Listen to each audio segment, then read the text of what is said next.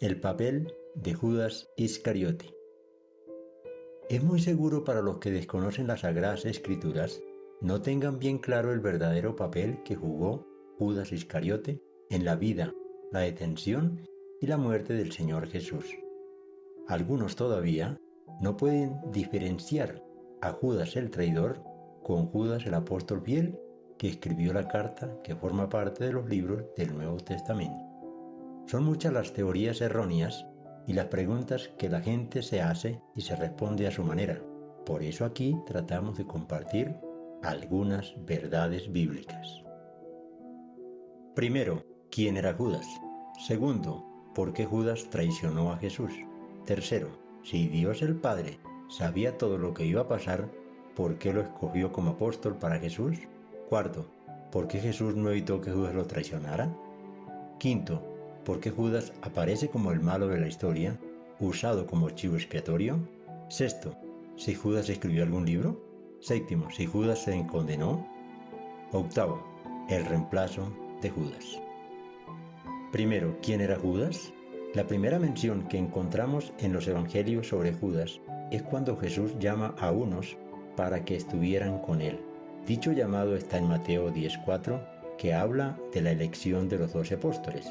Luego esa misma descripción está en Marcos 3:19 y Lucas 6:16.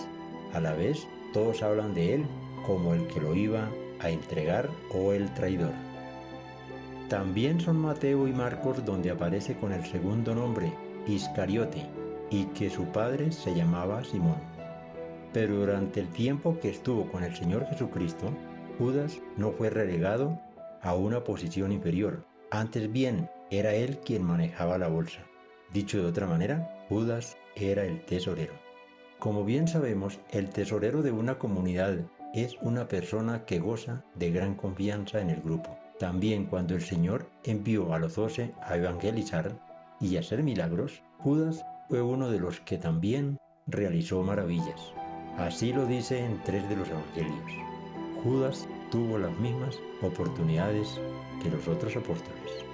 Segundo, ¿por qué Judas traicionó a Jesús? A esta pregunta hay que responderla de varias maneras. Judas era ambicioso. Dice la Biblia que tomaba dinero de la bolsa y posiblemente vio allí la oportunidad de alzarse con algún dinero.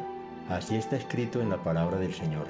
Entonces, Judas Iscariote, uno de los 12, fue a los principales sacerdotes para entregárselos. Ellos, al oírlo, se alegraron y prometieron darle dinero, y Judas buscaba la oportunidad para entregarlo.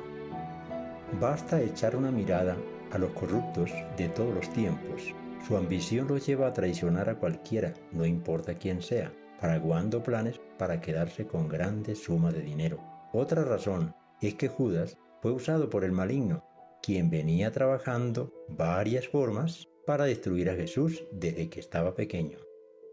La Escritura dice que después del bocado de pan que le dio el Señor Jesús, Satanás entró en Judas. Entonces Jesús le dijo: lo que vas a hacer, hazlo pronto. Además, ya se sabía que el Hijo del Hombre sería entregado en manos de pecadores. Cuando él tomó el bocado, salió enseguida. Era ya de noche, nos dice la Escritura.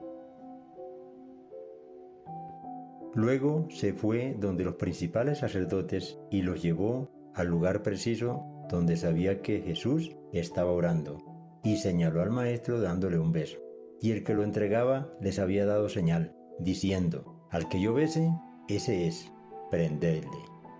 Tercero, si Dios el Padre sabía todo lo que iba a pasar, ¿por qué lo escogió como apóstol para Jesús? Por supuesto que Dios el Padre sabía todo. Proféticamente estaba escrito por medio del rey David: aún el hombre de mi paz, en quien yo confiaba, el que mi pan comía, alzó el pie contra mí. Jesús lo dice: no hablo de todos vosotros, yo sé a quién he elegido, pero debe cumplirse la Escritura: el que come pan conmigo, alzó el pie contra mí. Cuarto, ¿por qué Jesús no evitó que Judas lo traicionara? Como se ha venido diciendo, la Biblia fue mandada a escribir por un propósito del Dios omnisciente, ya que sabía todo lo que ocurriría cuando, con un cuerpo humano, viniera a la tierra. pero también hay otras razones. El Dios soberano demostraba que Judas tuvo todas las oportunidades, siendo uno de los elegidos que anduvo con el mismo Dios encarnado, pero su ambición fue mayor. ¿Acaso no ocurrió lo mismo con el querubín Luzbel, que estando en el cielo dirigió una rebelión contra el Padre Eterno? Otra cosa que Jehová el Señor quiso demostrar es que no es suficiente decir que se cree en Dios, que se anda con Él, que se come en el mismo plato con Dios, si no se mantiene con un corazón limpio para que el Señor nos guarde y poder estar firmes hasta el fin. Si Jehová no edifica la casa, en vano trabajan los que la edifican. Si Jehová no guarda la ciudad, en vano vela la guardia. Otra razón es que el hombre de carne es débil. Solo la verdadera relación con el Dios vivo puede evitarnos caer en la tentación.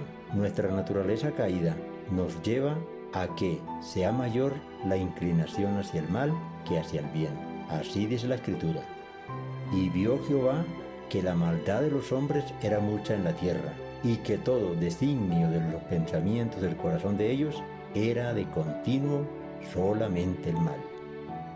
Solo esa luz que suministra el verdadero Dios en la persona de Jesús puede iluminarnos. Nadie está excepto de caer, más aún los que caminan al mal.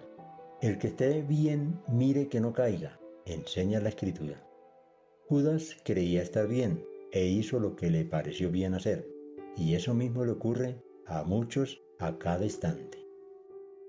Quinto, ¿por qué Judas aparece como el malo de la historia y usado como chivo expiatorio? Al desconocer la Escritura, no entendemos al Dios de esta.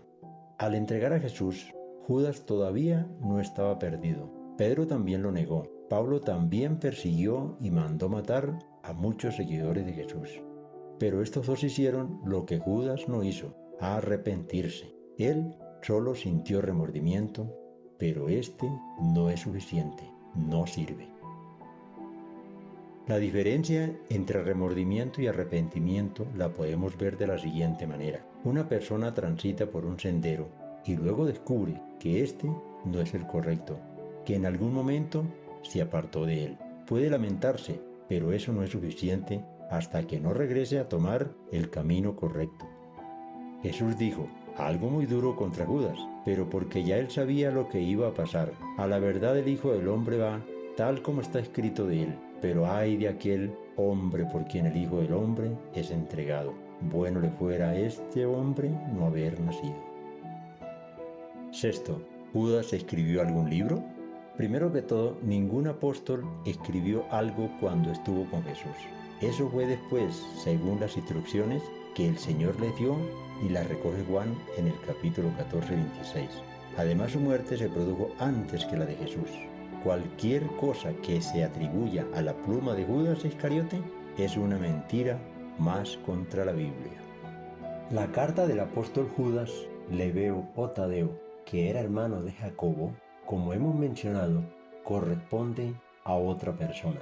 Como ya vimos en el capítulo sobre el Evangelio, lo que erróneamente llaman Evangelio de Judas no puede serlo, porque el Evangelio es un llamado a la salvación únicamente por medio del sacrificio de Cristo y su sangre derramada como propiciación, y ese libro no cumple esa importante condición. El Evangelio son buenas y nuevas noticias de y para salvación. Séptimo, ¿Judas se condenó? Lo que ocurrió con Judas Iscariote puede suceder con todos los seres humanos que se niegan al arrepentimiento. La Biblia dice, por cuanto todos pecaron, nadie se escapa del pecado. La diferencia está en el arrepentimiento, reconociendo y recibiendo el sacrificio expiatorio que hizo el Señor Jesús como pago o propiciación por quien lo acepte, siendo lavado con su sangre. La Biblia también dice, pero Dios muestra su amor para con nosotros, en que siendo aún pecadores, Cristo murió por nosotros. La mención de que Judas se perdió la recoge el apóstol Juan, que dice, a los que me diste, yo los guardé, y ninguno de ellos se perdió, sino el hijo de perdición, para que la escritura se cumpliera. Pero esto no quiere decir que Jesús condenó a Judas. Jesús dijo que no venía a condenar a nadie, sino a salvarlo, y eso también incluía a Judas Iscariote. Estaba escrito que él se perdería, no por decisión de Dios, sino por decisión suya. En esta misma situación se encuentran millones de personas hoy en el mundo, por hacer lo que quieren, no cambiar, y sus decisiones son el camino que los llevan a la perdición, igual que Judas Iscariote. Es que no quieren arrepentirse, no creen que la Biblia sea la palabra de Dios, no creen que Jesucristo es Dios, no lo quieren confesar como Señor y Salvador, se declaran ateos, confían solo en su religión, creen que la salvación es por obras, etcétera, etcétera. Octavo, el reemplazo de Judas. Dado que el Dios Todopoderoso sabía todo, también planeó el reemplazo para Judas. Al Señor Dios nada lo toma por sorpresa.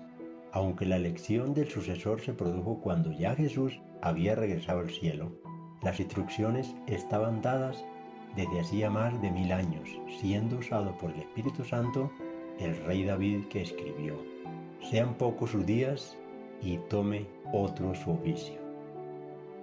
Entonces la Escritura dice: habiendo regresado de ver cómo su Señor era llevado al cielo, estaban reunidos en el aposento alto. Entonces propusieron a dos, a José, que tenía por sobrenombre Justo, y a Matías, y orando dijeron: tú, Señor, que conoces los corazones de todos, muestra cuál de estos has escogido para que tome la parte de este ministerio y apostolado, del cual cayó Judas por transgresión, para irse a su propio lugar. Entonces echaron suerte sobre ellos. Esto de la suerte no es para creer que la Biblia la apoya. Y la suerte cayó sobre Matías, y fue contado con los 11 apóstoles. Conclusión. El caso de Judas debe enseñarnos a todos y enseñarle a quienes se niegan a aceptar a Cristo, porque cada día conocen a muchos que dicen ser cristianos, pero son traidores como Judas. Como dijo el Señor, de los 12 se perdió uno, los otros 11 fueron fieles hasta el final. Si esta cifra la vemos desde un porcentaje, el 91,6% se mantuvo bien y el 8,4% se perdió. Esto es una buena mayoría que cualquier líder desearía para sí. Con una mayoría así, nadie pierde. Por eso Jesús es victorioso Salvador y soberano Dios. El Señor llama a cada persona para que pertenezca a la mayoría de fieles como los otros 11, y no a la minoría de los traidores como Judas Iscariote. Amén y amén.